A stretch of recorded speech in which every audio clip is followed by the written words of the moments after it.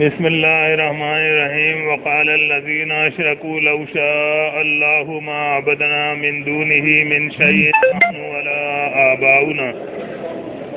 نحن ولا آباؤنا ولا حرمنا من دونه من شيء كذلك فعل الذين من قبلهم فهل على الرسل إلا البلاغ المبين.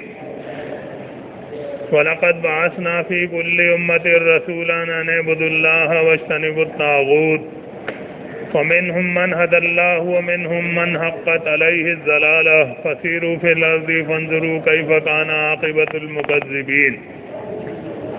إِنْ تَحْرِصْ عَلَى هُدَاهُمْ فَإِنَّ اللَّهَ لَا يَهْدِي مَنْ يُضِلُّ وَمَا لَهُم مِّن نَّاصِرِينَ. وَأَقْسَمُوا بِاللَّهِ جَهْدَ أَيْمَانِهِمْ لَا يَبْعَثُ اللَّهُ مَن يَمُوتُ بَلَىٰ وَعْدًا عَلَيْهِ حَقًّا وَلَٰكِنَّ أَكْثَرَ النَّاسِ لَا يَعْلَمُونَ. لِيُبَيِّنَ لَهُمُ الَّذِي يَخْتَلِفُونَ فِيهِ وَلِيَعْلَمَ الَّذِينَ كَفَرُوا أَنَّهُمْ كَانُوا كَاذِبِينَ. إِنَّمَا قَوْلُنَا لِشَيْءٍ إِذَا أَرَدْنَاهُ أَن نَّقُولَ لَهُ كُن فَيَكُونُ.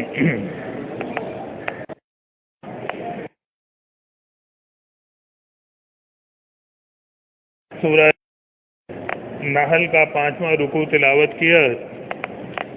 مکہ کی ہے اللہ تعالیٰ نے محمد صلی اللہ علیہ وسلم پر. اور النحل جو اس سورت کا نام ہے وہ شہد کی مکھی کو کہا جاتا ہے، جسے ہم آپ سب جانتے ہیں عام پائی جانے والی چیز ہے. اللہ تعالیٰ نے مکے میں نازل ہونے والی صورتوں میں عام طور پہ جو انداز اختیار کیا ہے انسان کو سمجھانے کے لیے، وہ یہ ہے کہ انسان جو نعمتیں استعمال کرتا ہے، جو رزق وہ کھاتا ہے، جو چیزیں استعمال کرتا ہے، اللہ تعالیٰ ان کا اسے احساس دلاتا ہے اور یہ بتاتا ہے کہ یہ ساری نعمتیں اللہ تعالیٰ کی عطا کردہ ہیں. کسی بابا، کسی پیر، کسی ملنگ نے تمہیں یہ نہیں دی ہیں، کسی نبی یا ولی نے یہ تمہیں سب کچھ نہیں دیا، بلکہ جو کچھ بھی تم اللہ کی نعمتیں استعمال کر رہے ہو وہ صرف اللہ تعالیٰ ہی کی دی ہوئی ہیں. اور اللہ نے یہ سب کچھ اس لیے دیا ہے تاکہ تم اللہ کے شکر گزار بندے بن جاؤ، اللہ کے آگے تمہارا سر جھکے، اللہ کی حمد و ثنا، اللہ کی تعریف اور بڑائی تمہاری زبان پر آئے، اللہ کو تم رکوع و سجدہ کرو. اللہ نے جو مال دیا ہے اللہ کے بتائے ہوئے طریقے کے مطابق اس کی راہ میں اسے خرچ کرو. تو یہ ان ساری نعمتوں کے دینے کا مقصد ہے کہ تم شکر گزاری کرو اللہ کی. اور اللہ کی ناشکری کا رویہ کہ نعمتیں تو اللہ کی استعمال کرو اور شکر جو ہے وہ اللہ کی مخلوق کا تم ادا کرو، تو یہ رویہ اللہ کو سخت ناراض کرنے والا ہے. اللہ تعالیٰ شرک سے سب سے زیادہ ناراض ہوتا ہے جب اس کا بندہ اپنے جیسی مخلوق سے مانگے، اس کو رکوع و سجدہ کرے، اس کے نام کی نظر و نیاز کرے اللہ کے دیے ہوئے مال میں سے جس کا کوئی حق نہیں ہے. یہ سارا حق اللہ ہے کہ اسی کی ہر قسم کی عبادت کی جائے. تو اللہ تعالیٰ نے یہ بتایا وَأَوْحَىٰ رَبُّكَ إِلَى النَّحْلِ آیت نمبر 68 میں سورہ نحل کی کہ تیرے رب نے شہد کی مکھی کی طرف یہ وحی فرمائی ہے ان اتخذی من الجبال بیوتا ومن الشجر ومما یعرشون، کہ وہ پہاڑوں میں اور درختوں میں اور بلند جگہوں پر اپنے گھر بنائے. شہد کی مکھی کا گھر کیا ہوتا ہے؟ شہد کا چھتا ہوتا ہے. وہ بہت ساری مکھیاں مل کر ایک چھتا بناتی ہیں، اس میں وہ رہتی بھی ہیں، اس میں وہ شہد بھی ذخیرہ کرتی ہیں. اللہ تعالیٰ نے فرمایا کہ ثم کلی من کل ثمرات، پھر ہر طرح کے پھلوں کا رس وہ پیے. فسلکی سبل ربی کی ذلولا، اور اپنے رب کی ہموار کردہ راہوں پر وہ چلتی رہے، جو اللہ تعالیٰ نے اسے حکم دیا ہے اس کے مطابق وہ کام کرتی رہے۔ فرمایا کہ یخرج من بطونہا شراب مختلف الوانہ، ان شہد کی مکھیوں کے پیٹ سے ایک شربت نکلتا ہے جس کے مختلف رنگ ہوتے ہیں۔ شہد جو ہے وہ ایک رنگ کا نہیں ہوتا ہے، کہیں وہ پیلے سے رنگ کا ہوتا ہے، کہیں تھوڑا سیاہی مائل ہوتا ہے، کوئی شہد ایسا ہوتا ہے کہ وہ سرخی اس میں پائی جاتی ہے۔ تو جیسے پھلوں اور پھولوں کا رس شہد کی مکھی چوس کر وہ شہد بناتی ہے، اس کے ذائقے میں اور اس کے رنگ میں بھی اس کے لحاظ سے فرق ہوتا ہے۔ اللہ تعالیٰ نے فرمایا کہ فیہ شفاء للناس، اس میں لوگوں کے لیے شفا ہے، مختلف امراض سے انہیں شفا مل سکتی ہے شہد کو استعمال کرنے کے ذریعے سے۔ اور یہ بات جو ہے یہ قدیم کے دور سے انسان جانتا ہے۔ شہد فرعونوں کے مقبروں میں بھی پایا گیا ہے، اس سے پہلے بھی انسان استعمال کرتے رہے ہیں۔ سب جانتے ہیں کہ کتنی یہ فائدہ مند چیز ہے، کتنی اس میں غذائیت ہے، مختلف بیماریوں میں اس کا کس طرح سے استعمال کیا جاتا ہے۔ تو اللہ نے فرمایا ان فی ذالک لآیۃ لقوم یتفکرون، بلا شبہ ان باتوں میں نشانی ہے ان لوگوں کے لیے جو غور و فکر سے کام لیتے ہیں۔ وہ یہ سوچیں کہ آخر یہ جو شہد کی مکھی دن بھر پھرتی رہتی ہے ایک پھول سے دوسرے پھول پر، ایک پودے سے دوسرے پودے پر، اور یہ شہد بناتی ہے، ہم استعمال کرتے ہیں مختلف دواؤں میں غذا کے طور پر، تو کس نے اس کو جو ہے یہ کام دیا ہے؟ انسان غور کرے، ہر چیز میں اللہ تعالیٰ کی قدرت، اس کی عظمت، اللہ کی بڑائی اسے نظر آئے گی، اور وہ بے ساختہ پکار اٹھے گا کہ میرا رب جو ہے وہی عظمت والا اور وہی جو ہے ہر قسم کی طاقت و قدرت والا ہے، اس کا کوئی ہمسر اور شریک نہیں۔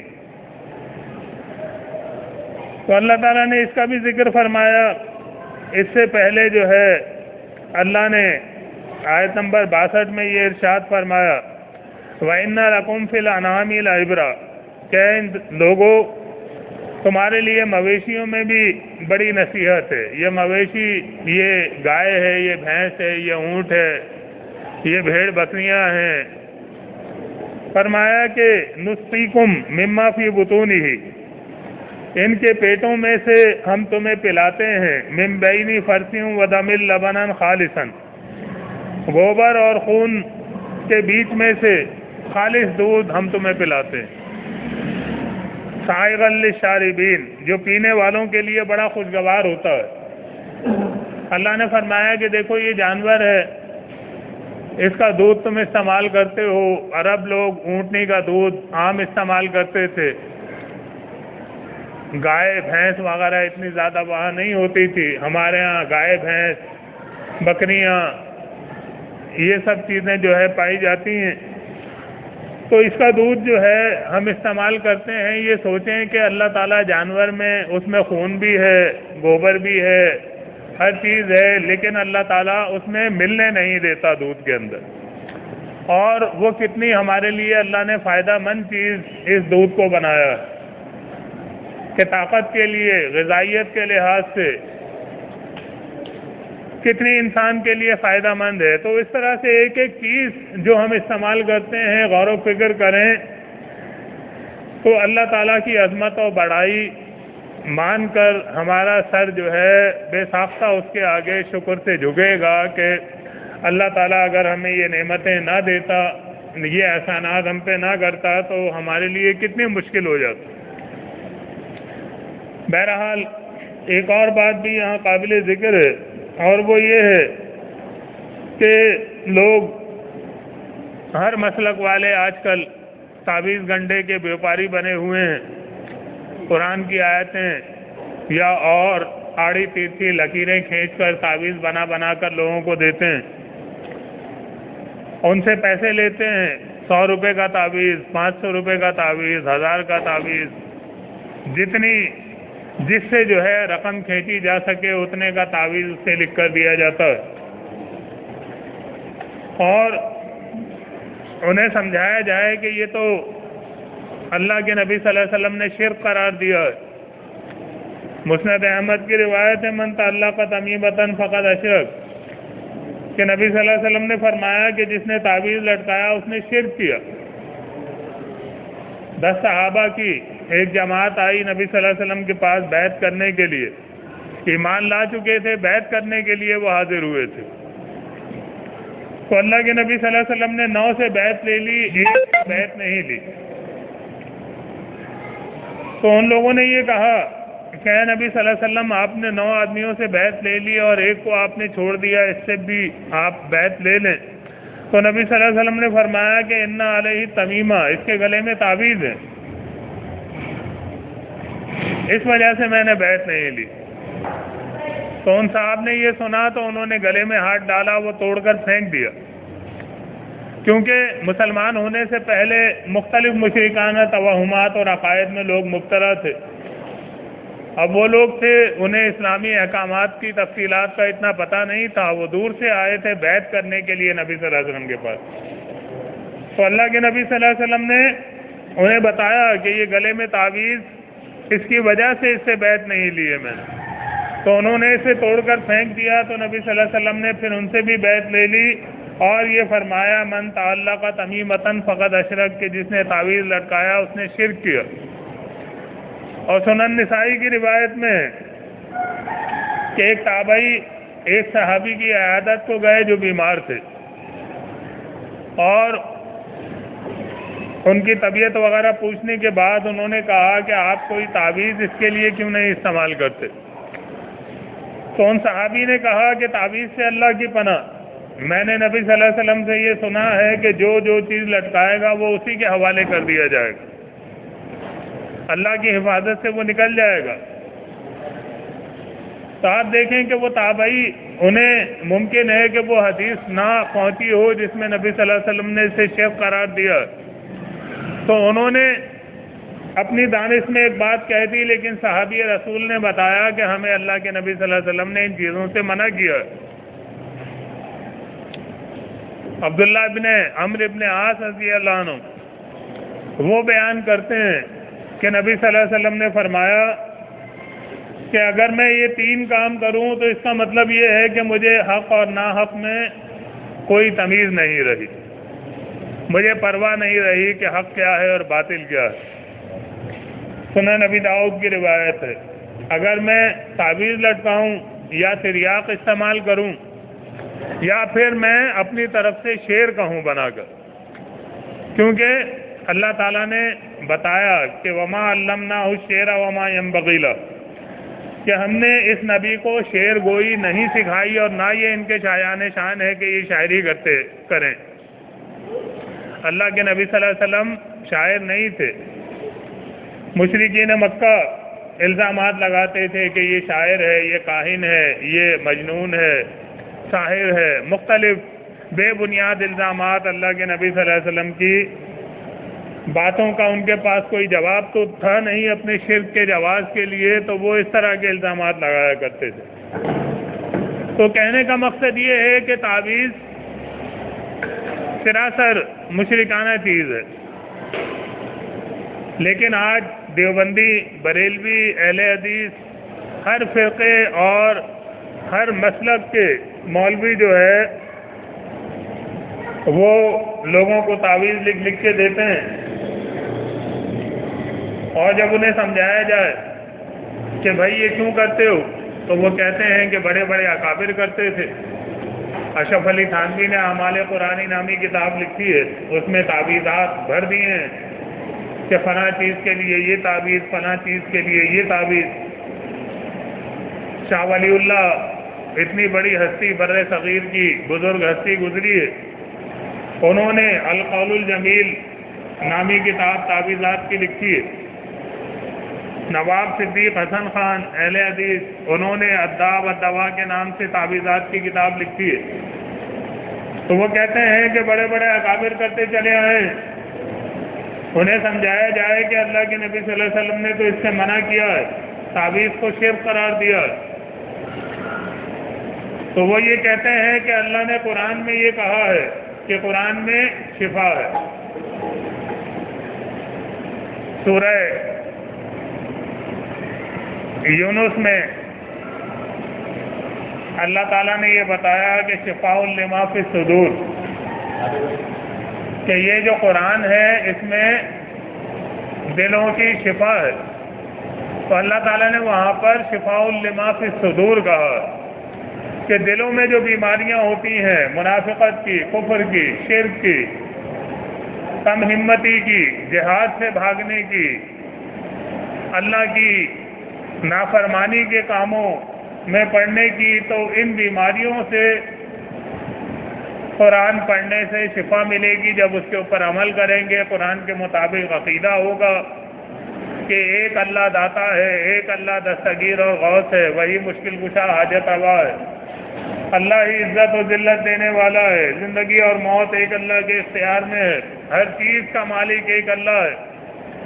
تو شرک اور کفر اور منافقت کی بیماریوں سے نجات ملے گی، دل پاک اور صاف ہو جائیں گے۔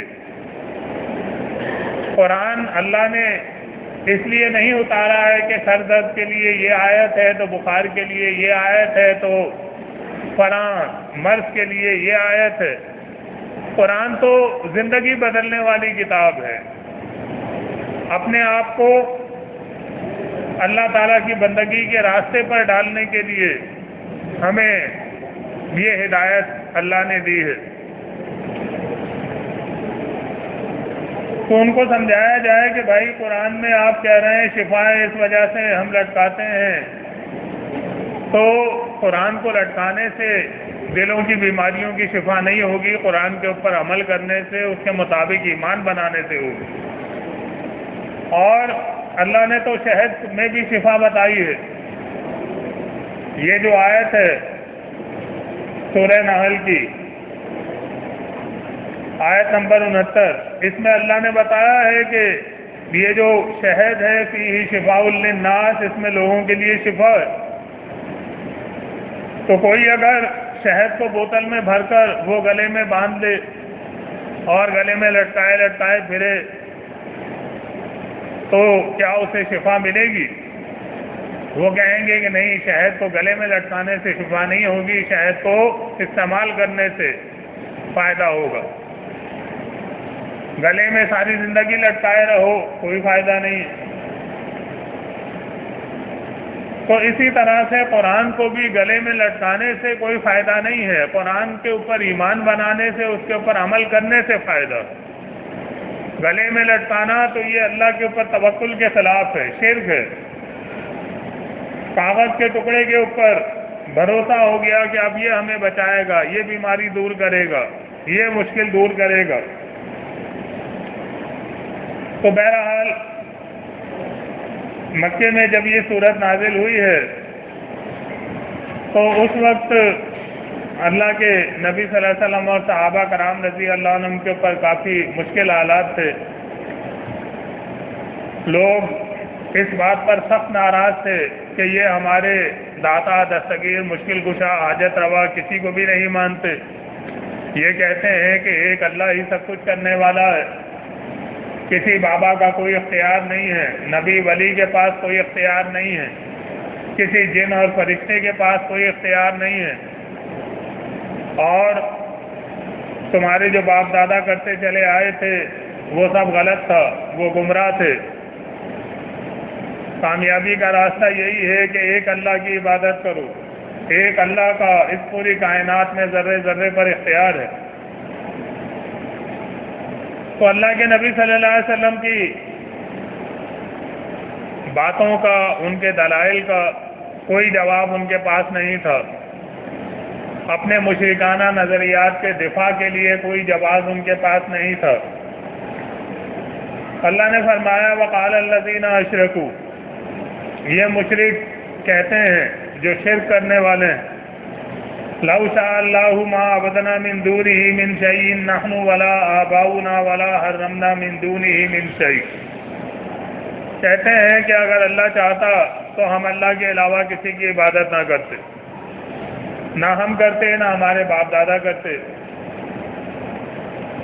یعنی وہ یہ کہنا چاہتے تھے کہ جب سب کچھ اللہ کے حکم سے ہوتا ہے، اللہ تعالیٰ ہی سب کچھ کرنے والا ہے، اس کے حکم کے بغیر کچھ بھی نہیں ہو سکتا ہے، تو ہم جو شرک کر رہے ہیں تو اس کا مطلب وہ بھی اللہ کے حکم سے کر رہے ہیں.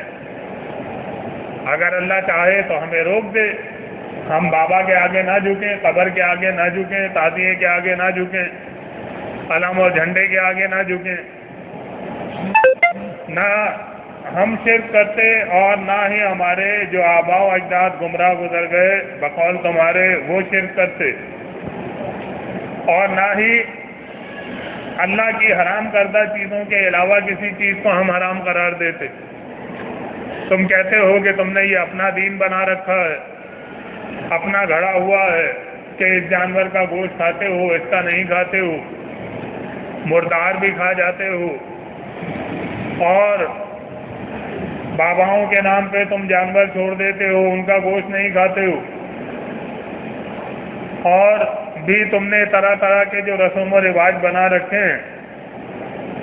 تو اللہ نے جن چیزوں کو حرام قرار دیا ہے وہ تو یہ ہے کہ مردار نہ کھاؤ، بہتا ہوا خون وہ اللہ نے حرام قرار دیا ہے تمہارے لیے، سور کا گوشت حرام قرار دیا ہے، اور ہر وہ چیز جس کے اوپر اللہ کے علاوہ کسی اور کا نام پکار دیا جائے، اللہ کے علاوہ کسی اور کے نام سے منسوب کر دی جائے، کیونکہ وہ نعمت دی ہوئی اللہ کی ہے تو اللہ ہی کے نام سے منسوب ہونی چاہیے. تم جو یہ باباؤں کے نام پر اسے منسوب کر کے ان کی نظر و نیاز کرتے ہو،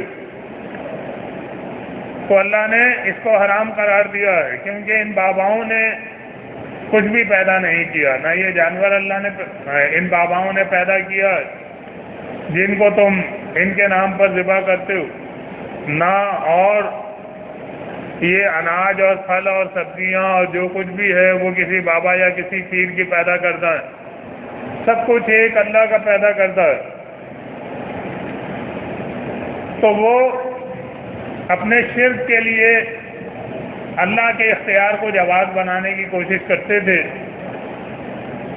کہ ہر چیز پر اللہ کا اختیار ہے، سب کچھ اللہ کے حکم سے ہوتا ہے، تو ہم جو شرک کر رہے ہیں وہ بھی اللہ کے حکم سے ہی کر رہے ہیں. اللہ نے فرمایا کذالک فعل الذین من قبلہم، اس طرح کی باتیں یا اس طرح کے ہیلے بہانے اپنے مشرکانہ طرز عمل کے لیے ان سے پہلے کے لوگ بھی اختیار کرتے رہے ہیں. یہ کوئی نئی باتیں نہیں ہیں، بلکہ ان سے پہلے جو گمراہ قومیں گزری ہیں وہ بھی اس طرح سے اللہ کی بات ماننے سے انکار کے راستے تلاش کرتی رہی ہیں. فَهَلْ عَلَى الرُّسُلِ إِلَّا الْبَلَاغُ الْمُبِينُ، تو لہذا رسولوں کے اوپر واضح طور سے پیغام پہنچا دینے کے علاوہ اور کیا ذمہ داری. یعنی اللہ تعالیٰ نے رسولوں کے اوپر یہی ذمہ داری ڈالی ہے کہ وہ لوگوں کے سامنے یہ واضح کر دیں کہ تم جو یہ کر رہے ہو یہ غلط ہے، اللہ اس سے ناراض ہوتا ہے. ایک اللہ کی عبادت کرو، اللہ کے آگے جھکو، اسی سے مانگو، اسی کو اپنا اکیلا داتا دستگیر مشکل کشا حاجت روا سمجھو، اللہ تعالیٰ کے حکم کو حرف آخر سمجھو، اس کے آگے کسی کی بات نہیں چلنی چاہیے. اور جو کچھ رسوم و رواج پر مبنی دین تم نے خود بنا رکھا ہے اس کو چھوڑ دو. جو اللہ نے احکام نازل نہیں کیے ہیں ان کی کوئی حیثیت نہیں ہے. حیثیت اسی بات کی ہے جو اللہ نے نازل فرمائی ہے، اللہ نے حکم دیا. اگر تم یہ رویہ اختیار کرو گے، اللہ کی بندگی کے راستے پہ چلو گے، تو اللہ تعالیٰ تم سے خوش ہوگا. دنیا میں بھی اللہ کی رحمتیں تمہارے اوپر ہوں گی، اللہ تعالیٰ بارشیں برسائے گا، تمہاری زمینیں جو ہے وہ اناج سے بھر جائیں گی، اللہ تعالیٰ تمہیں طاقت و قوت میں اضافہ دے گا، مال اور اولاد سے اللہ تمہاری مدد کرے گا. اور یہ جو آزمائش کی زندگی ہے یہ پوری ہوگی، مرو گے، اس کے بعد اللہ تعالیٰ کی رحمت میں داخل کر دیے جاؤ گے، اللہ کی جنتیں تمہاری منتظر ہوں گی۔ اور اگر تم نے یہی رویہ اختیار کر رکھا جو ابھی اپنایا ہوا ہے کہ نعمتیں اللہ کی استعمال کرنے کے بعد پھر یہ قبر کے آگے جھکتے ہو، علم تعزیے جھنڈے کے آگے، بت کے آگے جھکتے ہو، آستانے پہ جھکتے ہو، اللہ کے دیے ہوئے رزق سے ان کے نام کی نظر و نیاز کرتے ہو، مشکل اور مصیبت میں، پریشانی میں اللہ کو پکارنے کے بجائے ان باباؤں کو پکارتے ہو، اگر اس طرز عمل سے تم باز نہ آئے تو یہ جو تمہارے اوپر پریشانیاں ہیں، مصیبتیں ہیں، یہ بڑھتی جائیں گی، اور مرنے کے بعد ہمیشہ کے لیے جہنم کی آگ میں تمہیں داخل ہونا ہوگا، وہاں کوئی تمہارا حامی و مددگار نہ ہوگا۔ تو اللہ نے فرمایا کہ رسولوں کی ذمہ داری یہی ہے، زبردستی منوانا کسی رسول کی ذمہ داری اللہ نے نہیں لگائی، اور نہ کسی ایمان والے کی اللہ تعالیٰ نے یہ ذمہ داری لگائی ہے کہ وہ زبردستی کسی سے ایمان کی بات قبول کروائے۔ اللہ نے فرما دیا لا اکراہ فی الدین، سورہ بقرہ میں کہ دین کے معاملے میں زبردستی نہیں ہے، اس لیے کہ قد تبین الرشد من الغی، ہدایت گمراہی سے بالکل الگ اور واضح کر کے رکھ دی گئی ہے، سب کو کھلی آنکھوں سے نظر آ رہا ہے کہ یہ حق ہے اور یہ باطل ہے۔ جس طرح سے کسی انسان کے سامنے آپ دو گلاس رکھیں، اس کو بتا دیں کہ اس گلاس میں جو پانی ہے وہ زہریلا ہے اور اس گلاس میں جو پانی ہے وہ شربت ہے، فائدہ مند ہے، اب تم کسے جو ہے لینا پسند کرو گے؟ تو ظاہر ہے کہ عقل مند آدمی کبھی بھی زہر والے گلاس کی طرف ہاتھ نہیں بڑھائے گا اگر وہ ذرا بھی عقل رکھتا ہے۔ تو اس طرح سے جب اللہ کا دین واضح کر کے انسانوں کے سامنے رکھ دیا گیا، ہدایت کا راستہ واضح اللہ نے کر دیا، تو اب جو بدبخت ہوگا وہی گمراہی کے راستے کو اختیار کرے گا، عقل مند سمجھدار آدمی تو ہدایت کے راستے کو ہی اپنائے گا کہ اسی میں میری دنیا اور آخرت کی کامیابی ہے۔ تو اللہ نے فرمایا وَلَقَدْ بَعَثْنَا، ہم نے مبعوث فرمایا فی کل امت رسولا، ہر امت کے اندر ایک رسول، اور اس رسول کے ذریعے سے یہ پیغام انسانیت کو پہنچایا گیا، ان کو بتایا گیا، واضح کر دیا گیا کہ اعبدوا اللہ، لوگوں ایک اللہ کی عبادت کرو، واجتنبوا الطاغوت، اور یہ جو طاغوت ہے جو ایک اللہ کی عبادت سے تمہیں ہٹاتا ہے، جو چاہتا ہے کہ تم در در پہ مارے مارے پھرو، کبھی اس مزار پر، کبھی اس بابا پر، کبھی قلندر پر، کبھی حضرت پر، کبھی کس پر، کبھی کس پر، جگہ جگہ تم سر ٹکراتے پھرو، ایک اللہ کی بندگی کے راستے پر تمہیں نہیں آنے دیتا، اللہ کے نازل کردہ دین کے مقابلے میں اپنا بنایا ہوا دین وہ تم پر نافذ کرتا ہے، چاہے وہ کوئی پیر اور مولوی ہو، چاہے کوئی علامہ ہو، چاہے کوئی بڑا عالم کہلانے والا ہو، یا پھر کوئی اختیار اور اقتدار والا ہو، کوئی بادشاہ ہو جو کہ اپنے آپ کو پجوا رہا ہے، اپنا بنایا ہوا طریقہ وہ اللہ کے حکم کے برخلاف نافذ کر رہا ہے، یا پھر یہ شیطان ہو جو کہ انسان کا دشمن ہے، جس نے اسی وقت اللہ سے یہ کہہ دیا تھا جب اللہ نے اس کو کہا کہ تو نکل جا یہاں سے، تو مردود ہے، تیرے اوپر لعنت ہے قیامت تک، تو اس نے یہ کہا تھا کہ اے اللہ تعالیٰ، اس انسان کی وجہ سے مجھے یہ ذلت برداشت کرنی پڑ رہی ہے، اور مجھے اگر تو مہلت دے گا تو میں اس کو بہکاؤں گا، اس کی جو اولاد ہے اس کو میں دائیں سے بائیں سے اوپر سے نیچے سے ہر طرف سے گمراہ کرنے کی کوشش کروں گا، جھوٹی آرزوئیں اور امیدیں دلاؤں گا انہیں، اور تو دیکھے گا کہ ان کی اکثریت جو ہے وہ تیری شکر گزاری کے راستے پہ نہیں چلے گی۔ تو اللہ تعالیٰ نے اسے مہلت بھی دی کہ تجھے قیامت تک مہلت ہے، اور یہ بھی بتا دیا کہ جو میرے مخلص بندے ہیں ان کے اوپر تیرا کوئی زور نہیں چلے گا، تیری ہر ترغیب، تیرا ہر حربہ ان کے اوپر بے اثر ثابت ہوگا، وہ میرے مخلص بندے رہیں گے، میری بندگی اور عبادت کے راستے پہ قائم رہیں گے۔ تو یہ جو شیطان ہے یہ بھی طاغوت ہے، لیکن شیطان ہمیں نظر نہیں آتا۔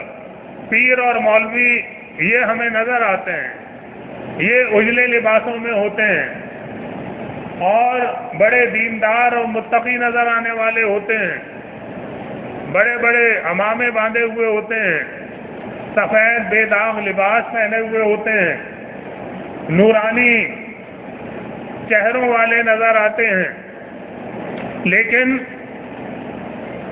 مسلک پرستی اور کفر و شرک پھیلانے میں لگے ہوئے ہیں۔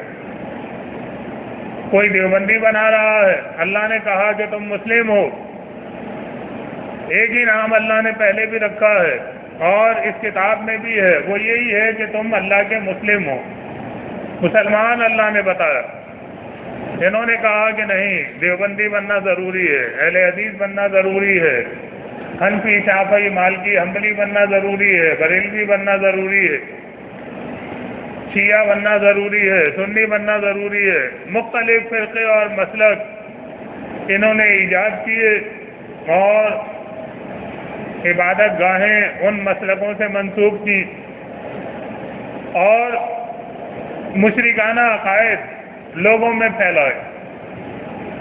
اللہ کہتا ہے کہ میں الحی ہوں، مجھے موت نہیں ہے، باقی سب مرنے والے ہیں۔ انہوں نے کہا کہ نہیں، ہر مطلب کو زندہ ہو جاتا ہے، نہیں کہا ہے،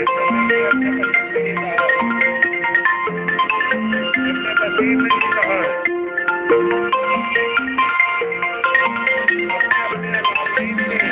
بنائے ہوئے نظریات وہ انہوں نے جو ہے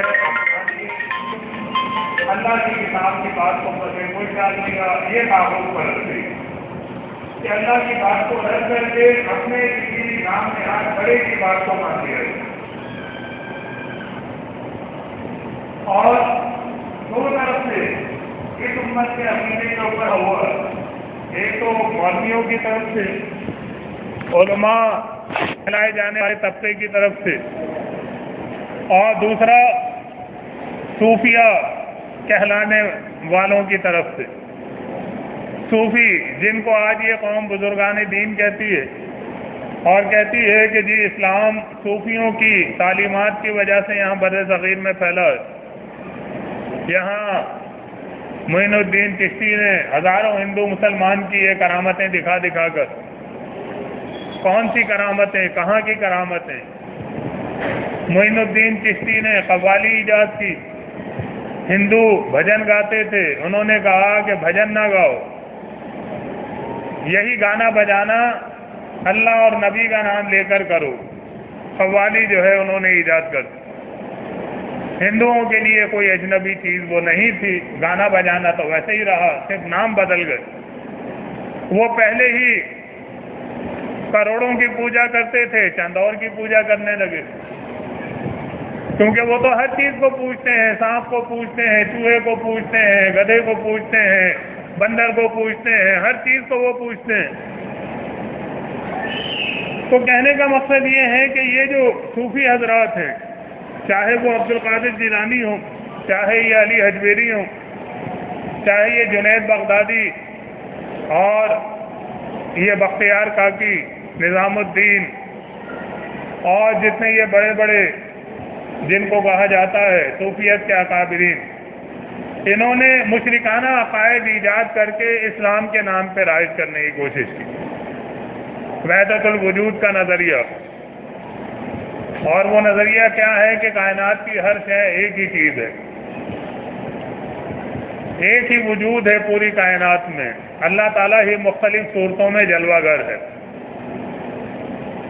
چاہے وہ کوئی جانور ہے تو وہ بھی اللہ ہے، نعوذ باللہ، گدھا ہے، کتا ہے، بندر ہے، بلی ہے، چوہا ہے، रेंगने वाले कीड़े मकोड़े हैं, नाउज़ बिल्लाह, हर चीज़ अल्लाह, इंसान वो भी अल्लाह है। और वहदतुल वजूद के जो सबसे बड़े अलमबरदार गुजरे हैं, इब्न अरबी, मुहीउद्दीन इब्न अरबी, उनके लिए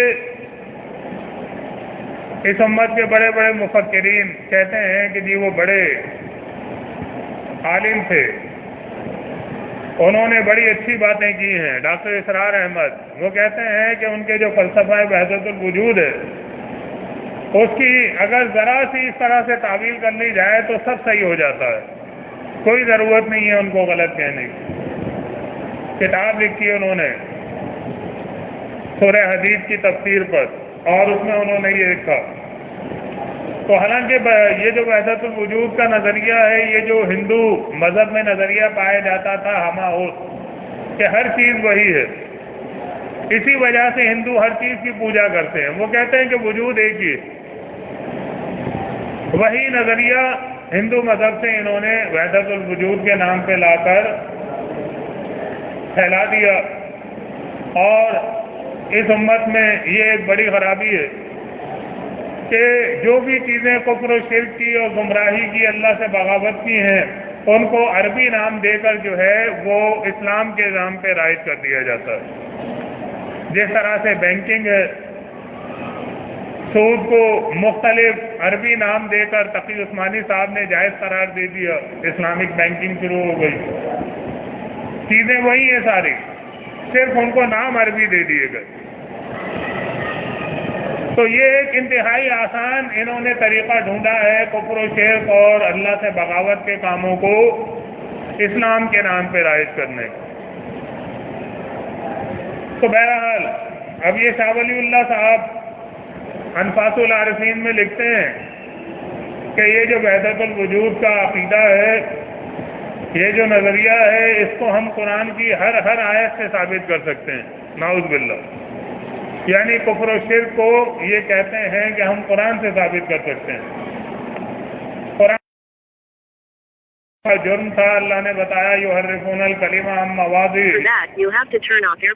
तो ये इस उम्मत के पीरों और मौलवियों ने भी इसमें अपना पूरा किरदार अदा किया। वहदत शुहूद का अक़ीदा, और वो अक़ीदा ये है कि सूफ़ी इबादत करते करते इतना बुलंद हो जाता है कि अल्लाह की ज़ात में वो फ़ना हो जाता है। हुलूल का अक़ीदा कि अल्लाह ताला जो है अपने इबादत करने वाले बंदे के अंदर उतर आता है और अल्लाह और बंदा एक हो जाता है। तो तसव्वुफ़ के ये जो तीनों नज़रियात हैं, हुलूल है, वहदतुल वजूद है, वहदतुल शुहूद है, तीनों नज़रियात का नतीजा एक ही है कि अल्लाह और बंदे में फ़र्क ख़त्म कर दें। तो ये बात जब समझाई जाए, बताई जाए कि भाई ये औलिया अल्लाह नहीं थे, ये तागूत थे, इन्होंने कुफ्र और शिर्क फैलाया है, इन्होंने गुमराही फैलाई है, इन्होंने ईमान बर्बाद किए हैं, तो सारी दुनिया दुश्मन बन जाती है कि इतने बड़े बड़े अकाबरीन, इतने सूफिया, इनका तुम इस तरह से कहते हो कि ये तागूत थे, ये काफिर थे। तो अल्लाह की किताब का जो इनकार करे उसे काफिर ही कहा जाए, एक ईमान वाला उसे मोमिन नहीं कहेगा। ईमान वाले के ईमान का मसला ये है कि वो कुफ्र को कुफ्र कहे। और अल्लाह ने बताया कि हमने हर उम्मत में रसूल भेजा ही इसलिए कि वो लोगों को बताए, अनेबुदुल्लाह, लोगों एक अल्लाह की इबादत करो, वस्तनिबुत तागूत, और ये जो तागूत है जो हमेशा खैर ख्वाह के रूप में सामने आता है, इससे बच जाओ।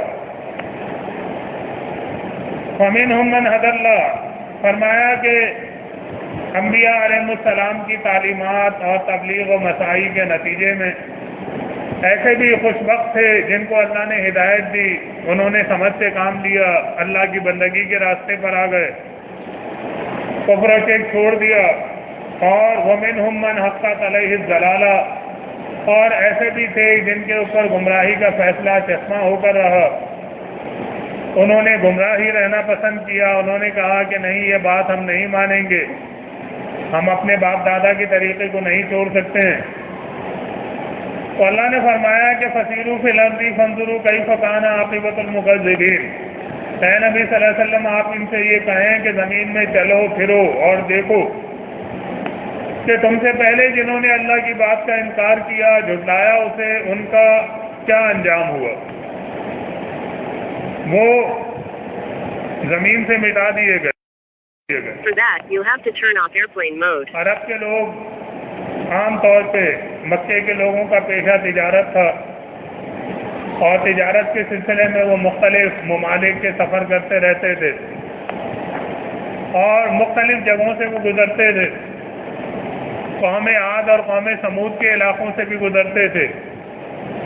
تو وہ دیکھتے تھے کہ پہاڑوں کو تراش کر گھر بنائے ہوئے ہیں لیکن ویران ہیں، غیر آباد ہیں۔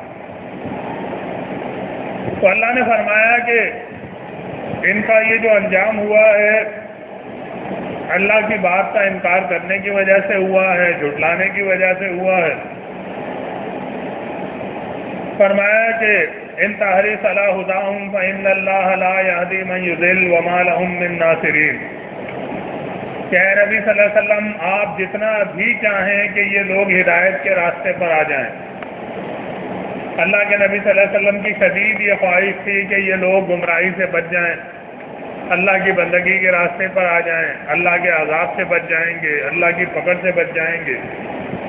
اللہ کے نبی صلی اللہ علیہ وسلم غمگین رہا کرتے تھے کہ یہ لوگ اپنی ہدایت کی بات کیوں نہیں سمجھ رہے ہیں۔ تو اللہ نے فرمایا کہ آپ جتنا بھی ان کی خیر خواہی کے لیے کوشش کر لیں وہ تو ظاہر ہے آپ کی ذمہ داری ہے، لیکن اللہ تعالیٰ اس کو ہدایت نہیں دیتا کہ جس کو وہ گمراہ کر دے۔ وما لهم من ناصرین، اور ایسے لوگوں کا کوئی حامی و مددگار نہ ہوگا۔ تو اللہ تعالیٰ گمراہ اسی کو کرتا ہے جو گمراہی میں مبتلا رہنا چاہتا ہے۔ یہ نہیں ہے کہ اللہ تعالیٰ زبردستی کسی کو گمراہ کر دیتا ہے، وہ ہدایت کے راستے پہ بھی آنا چاہتا ہے، کوشش بھی کرتا ہے، لیکن اللہ اسے گمراہ کر دیتا ہے، ایسا نہیں ہے۔ اللہ تعالیٰ نے سورہ عنکبوت کے آخر میں یہ فرمایا والذین جاہدوا فینا لنہدینہم سبلنا، کہ جو ہمارے راستے میں کوشش کرے گا ہم اس کو اپنی راہیں ضرور دکھائیں گے۔ کوشش تو کرے، لیکن جو اڑا ہوا ہے کہ نہیں بس جو ہمارے خاندان میں ہوتا چلا آ رہا ہے، جو باپ دادا سے دیکھتے چلے آ رہے ہیں وہی ہم کریں گے، وہ حق بات کو سننے کی ہی کوشش نہ کرے۔ جس طرح سے مشرکین مکہ کی ایک بڑی تعداد کا حال تھا کہ وہ کانوں میں انگلیاں دے دیتے تھے کہ محمد صلی اللہ علیہ وسلم کی بات جو ہے وہ کانوں میں نہ پڑے۔ وہ نوح علیہ السلام کو دیکھ کر اپنے چہرے جو ہے وہ کپڑوں سے چھپا لیتے تھے کہ نوح علیہ السلام کو ہم دیکھیں بھی نہ۔ تو ایسے لوگوں کو اللہ تعالیٰ زبردستی ہدایت نہیں دیتا۔ حدیث میں یہ آتا ہے کہ ایک صحابی ہیں، نام اس وقت میرے ذہن میں نہیں آ رہا ہے، تو وہ یہ بیان کرتے ہیں کہ میں مکہ آیا اور میں شاعر تھا، مجھ سے مکے کے بعض لوگ ملے، انہوں نے کہا کہ دیکھو بھائی یہاں پر جو ہے نا ایک صاحب ہیں اور ان کا دماغ جو ہے وہ صحیح کام نہیں کرتا ہے، لیکن وہ باتیں ایسی کرتے ہیں کہ جو سنتا ہے اس کے اوپر جادو ہونے لگتا ہے، تو لہذا تم جو ہے نا یہاں پر دھیان سے گھومنا، اس شخص کی باتیں تمہارے کان میں نہ پڑ جائے۔ زماد الازدی رضی اللہ عنہ صحابی کا نام، تو وہ کہتے ہیں کہ ایک دو دن تو میں اسی طرح سے ہی رہا مکے میں کہ میں بڑے احتیاط سے بڑے جو ہے اس سے جو ہے پھرتا تھا کہ کہیں اس شخص کی بات میرے کان میں نہ پڑ جائے اور میں گمراہ نہ ہو جاؤں۔ تو لیکن پھر میں نے سوچا کہ میں ایک عقل مند آدمی ہوں، کوئی بچہ نہیں ہوں، باشعور ہوں، اور اچھی طرح سے میں اچھے برے کو سمجھتا ہوں، تو اگر وہ بات میرے کان میں پڑے گی بھی تو میرا کیا نقصان۔ میں خود جا کے اس شخص سے ملتا ہوں۔ تو وہ گئے اللہ کے نبی صلی اللہ علیہ وسلم کے پاس جا کر ملے اور ان سے یہ کہا کہ اے نبی صلی اللہ علیہ وسلم، اے محمد، میں جو ہے دیوانگی، جنون وغیرہ کا علاج بھی کرتا ہوں، اگر آپ کے ساتھ کوئی اس طرح کا مسئلہ ہے تو میں آپ کا علاج کر سکتا ہوں۔ وہ تو اپنی دانش میں خیر خواہی کے لیے کیا کہ اگر یہ میرے علاج سے ٹھیک ہو جائیں تو اچھی بات ہے۔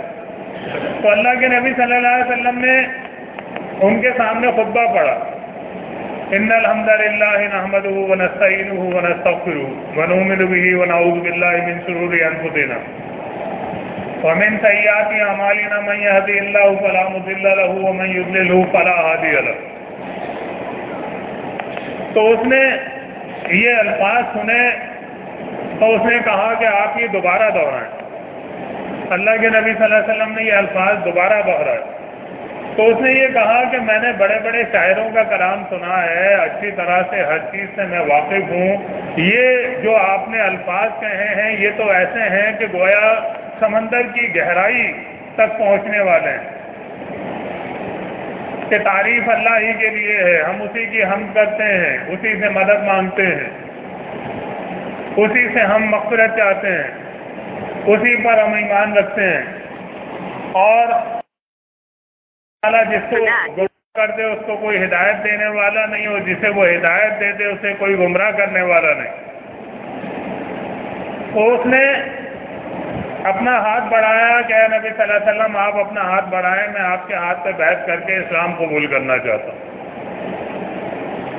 تو یہ اللہ کی بڑائی کے کلمات، اللہ کی حمد و ثنا، اللہ کی تعریف، اللہ کے کلام کے اثرات ہوتے تھے کہ لوگ سن کر جو ہے وہ غور و فکر کرنے پہ مجبور ہو جاتے تھے کہ بات بالکل صحیح۔ اور یہ حربہ جو ہے یہ آج بھی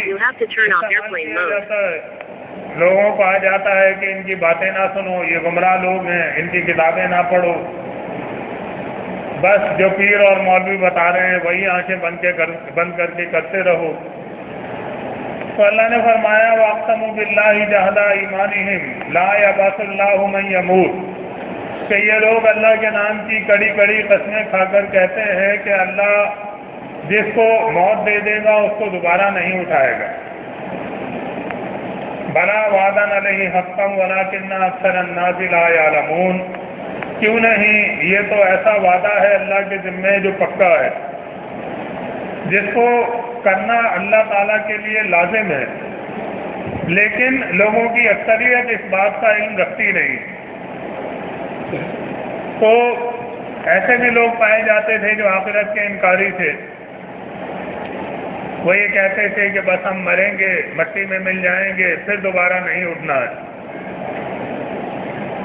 سورہ یاسین میں اللہ نے فرمایا کہ وہ کہتے تھے کہ من یحیی العظام وہی رمیم، کہ یہ جو ہڈیاں بوسیدہ ہو گئی ہیں، بھربھری ہو گئی ہیں، مٹی بن رہی ہیں، ان کو دوبارہ کون اٹھائے گا؟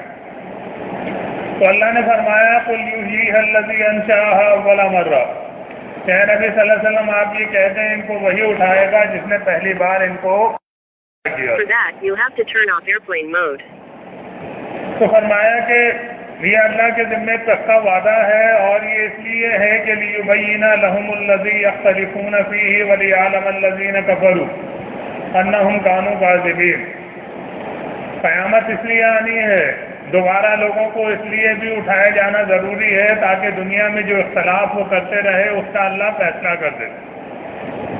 انبیاء انسانوں کے سامنے آئے، ان کے خیر خواہی کی باتیں کی، ان کی ہمدردی کی، ان کو اللہ کے راستے کی طرف بلایا، اللہ کے نیک بندوں نے انبیاء کا ساتھ دیا، اور جو انکاری تھے انہوں نے انبیاء کے اوپر، اللہ کے دوسرے نیک بندوں کے اوپر ظلم و ستم کیے، انہیں مشکلات اور پریشانیوں میں مبتلا کیا۔